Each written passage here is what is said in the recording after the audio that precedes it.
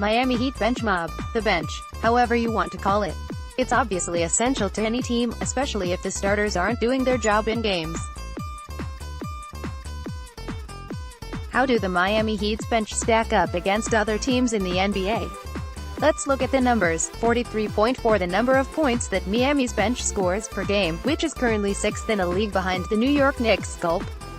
The gulp is for not just for the fact that the Knicks, the current 10-34 Knicks, are, well, not so good. As for the next 4 teams after the Knicks, they may deserve a gulp too. The Los Angeles Clippers score 52.2 bench points per game, tops in the NBA. The Clips are also a borderline playoff team in the Western Conference. The LeBron-less LA Lakers are fighting their Staples Center rival for a playoff spot. The Brooklyn Nets are second, at 47.1. While they have improved and are finally showing signs of a team that is on the rise, they still look to miss the playoffs, despite currently being the 6th seed in the East. At 44.5 bench points per game are the Charlotte Hornets, who are just below the Heat as the current 8th seed.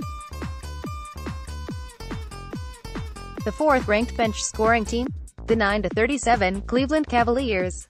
The worst team in the NBA. Obviously there isn't enough scoring coming from their starters, so the bench has to work that hard to keep the team in the game. Should being ranked so high in bench scoring be a concerning to the Heat? Of course not. As long as the starters play well and bench players like Dwayne Wade, Tyler Johnson, and Dion Waiters, if when he gets more minutes and remains on the bench, team keeps scoring, it will be a huge plus. 19.4 the number of rebounds the Heat's bench averages remains as a top 5 team, currently 4th in the league. The main reason for this, Bam Adebayo. He is everywhere. He's averaging 6.8 rebounds a game. Off the bench, he's active, throwing his body around for offensive rebounds and putbacks. He's basically doing it the Heat way.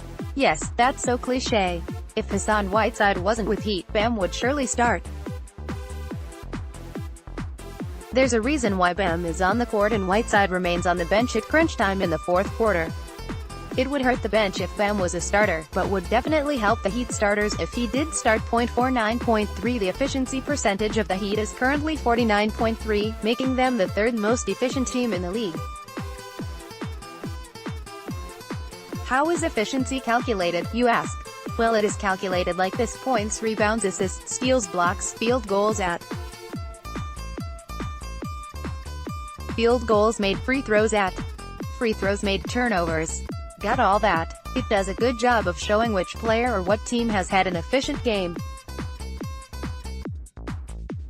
Being 3rd in this is a great sign for the Heat. It means that the bench is playing meaningful minutes and can keep the Heat in games when most of the starters are on the bench getting a breather. Things may change with Goran Dragic is finally healthy, because there's no indication if he will start again. Justice Winslow has taken great strides as starting point guard. Will a trade eventually happen? The Heat has only a few weeks to make a decision before the trade deadline.